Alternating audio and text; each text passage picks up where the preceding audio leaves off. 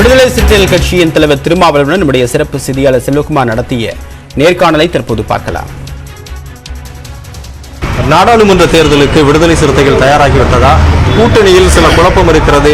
திமுகவை விட்டு விடுதலை சிறுத்தைகள் வெளியேறக்கூடிய சூழலும் இருக்கிறது. அதிமுக பக்கம் போவதற்கான வாய்ப்பு இருக்குங்கிறதால சில தகவல்கள் வருகிறது. அதற்கு வாய்ப்பே இல்லை. நாங்கள் மிக தெளிவாக இருக்கிறோம். தமிழ்நாட்டில் மட்டுமல்ல, அகில இந்திய அளவில் திமுக தலைமையிலான ஒரு அணியை, ஜனநாயக அணியை கட்டமைக்க வேண்டும், பாஜகவை வீழ்த்துவதற்கு என்று தொடர்ந்து சொல்லி வருகிற ஒரே அமைப்பு விடுதலை சிறுத்தைகள் கட்சி தான். திமுக தலைவர் அதை முன்னெடுக்க வேண்டும்.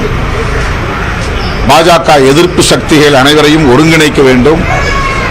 அப்படிப்பட்ட முயற்சியில் விடுதலை சிறுத்தைகள் உற்ற துணையாக இருப்போம் என்பதை கடந்த 2 ஆண்டுகளாகவே தொடர்ச்சியாக நாங்கள் சொல்லி வருகிறோம். இப்போதும் அதில் உறுதியாக இருக்கிறோம்.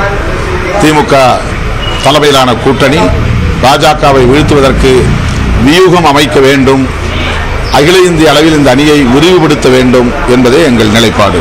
திமுக கூட்டணிக்குள் வருவதற்கான முயற்சியில் பாமக ஈடுபட்டு வரக்கூடிய சூழ்நிலையில் விடுதலை சிறுத்தைகள் இந்த ஒரு கட்டாயத்திற்கு தள்ளப்பட்டிருக்கிறார்கள் அப்படிங்கிற சில யூகங்களும் இருக்கு. உண்மை, பாமகவினுடைய ராஜதந்திரங்களுள் ஒன்று, கூட்டணி நெருங்கும், அதாவது தேர்தல் நெருங்கும் நேரத்தில் ஏற்கனவே இருந்த கூட்டணியில் இருந்து விலகி நிற்பார்கள். 2 பக்கமும் நாங்கள் கதவை திறந்து வைத்திருக்கிறோம் என்று சைகை செய்வார்கள்.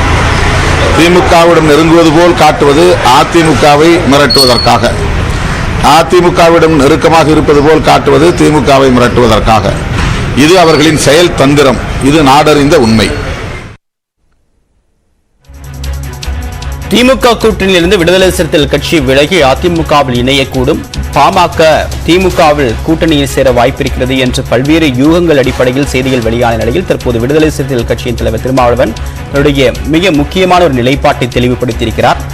தேசிய அளவில் திமுக ஒரு மிக முக்கிய சக்தியாக இருந்து 2024 தேர்தலில் அங்கம் வகிக்க வேண்டும். அதே நேரத்தில் கூட்டணிக்கு, அதிமுக கூட்டணிக்கு செல்வதற்கு விடுதலை சிறுத்தைகள் கட்சி செல்வதற்கு வாய்ப்பே இல்லை என்று தன்னுடைய நிலைப்பாட்டை தெளிவாக அவர் உறுதிப்படுத்தியிருக்கிறார்.